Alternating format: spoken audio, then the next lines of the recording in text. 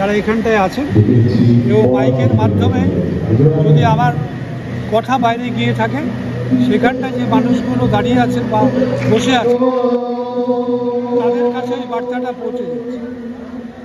মূলত আমি আমার দপ্তরকে মানুষের কাছে তুলে ধরতে চেয়েছি এই কারণেই উপযোগী।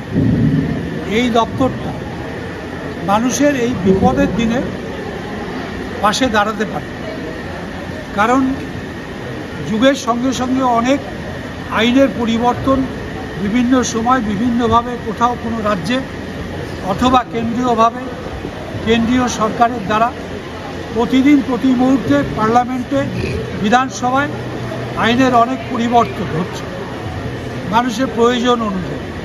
তো সুতরাং এই পরিবর্তনের কথাটাও আইনটা একটা অনেকে জানতে হয়তো আগে এই আইনটা আছে, কিন্তু দেখা যাচ্ছে ওটা রিপিল হয়ে গেছে, অর্থাৎ উঠিয়ে দেওয়া হয়েছে। তার পরিবর্তে একটা সংশোধন করে একটা নতুন একটা আইন নিয়ে আসা হয়েছে। এটাও মানুষের জানার অধিকার আছে, তাকে জানিয়ে দেওয়ার দরকার। আমার দপ্তর সেই চেষ্টাটা করে থাকে, কারণ আমাদের মানুষের প্রতিদিনকার যে কাজকর্ম আমাদের করতে হয় তার সঙ্গে আমার দপ্তর জড়িত অটোমেটিক্যালি হয়ে যায়। একটা মানুষ বাজারে গেলে কিছু কিনতে গেলে ন্যাচারালি আমার দপ্তরের যে কাজের পরিধি আছে তার মধ্যে কিন্তু এই দপ্তরের আওতায় পড়ে যাচ্ছে। আমি বলেছি আমার বক্তৃতাতে যে আমরা সবাই কনজিউমার, আমরা সকলেই কিন্তু পারচেজার। যদি পরিষ্কারভাবে বলি তাহলে আরও বুঝতে সুবিধা হবে। আমরা যা কিছুই কিনব অর্থাৎ তাহলেই উপভোক্তা হয়ে গেলাম। এই উপভোক্তারা কিনতে গিয়ে বিভিন্ন রকমভাবে অনেক জায়গায় বঞ্চিত হচ্ছে বা ঠকছে।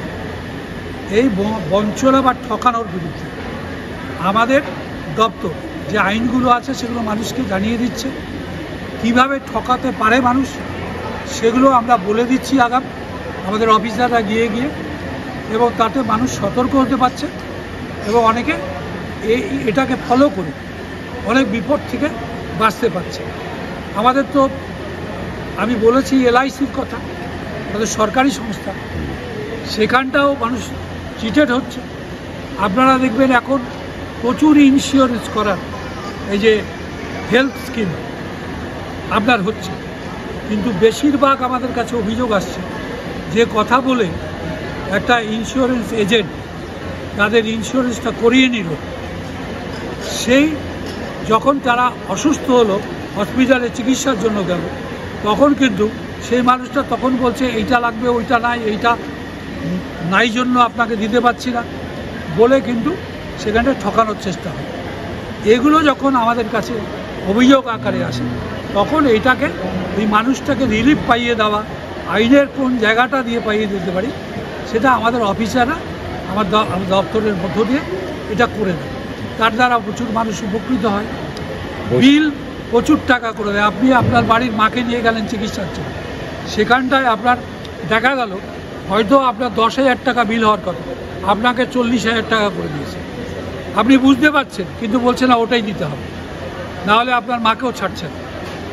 এই যে ব্যাপারগুলো হয় এগুলোর থেকে রেহাই পাওয়ার জন্য মানুষ যখন আমাদের কাছে আসে আমরা তার সুষ্ঠু বিচার করে দিয়ে সেই মানুষটাকে ন্যায্য অধিকার যেটা থেকে বঞ্চিত হচ্ছে সেটা আমরা পাইয়ে দেওয়ার চেষ্টা করি, কম্পেনসেশন দেওয়ার চেষ্টা করি।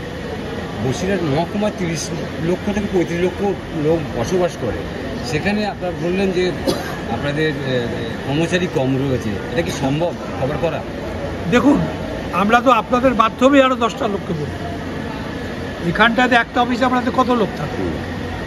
150 লোক, 200 লোক, 300 লোক, এর বেশি তো না। 300 লোক দিয়ে কি আপনি পশ্চিমবাংলা ঘোরাতে পারবেন না। আপনাদের মাধ্যমেই যেতে হবে, আপনাদের মাধ্যমেই পৌঁছাতে হবে।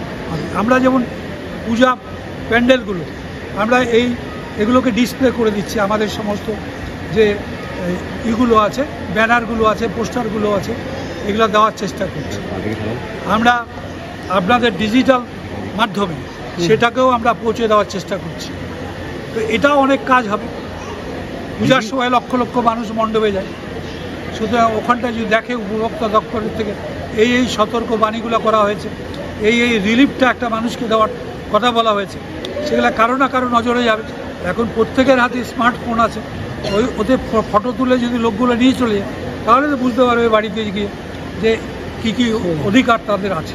বিভিন্ন নামি দামি কোম্পানির পেপারে প্রতারকরা অ্যাড দিচ্ছে, রীতিমতন বুকগুলি অ্যাড দিয়ে প্রতারিত করছে এই ইয়ং জেনারেশন, তারা সর্বস্ব হারিয়ে ফেলছে।